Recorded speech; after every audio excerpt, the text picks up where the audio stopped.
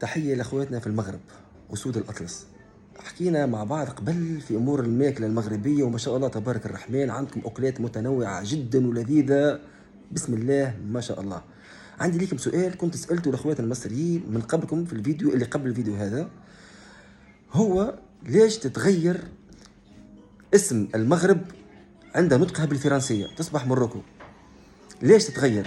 هل هناك سبب تاريخي أو حدث أو معلومة مؤكدة؟ لو تعرفوها المعلومة هذه بالله عليكم يجيني في التعليقات، حب اطلاع وحب معرفة من عند أخواتنا المغاربة. قادر إني نجيب المعلومة من أي مكان ثاني، لكن المصدر الله أعلم.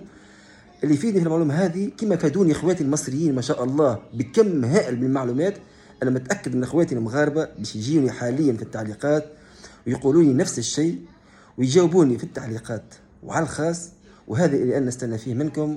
وتحيه لاخواتي في المغرب، سلام.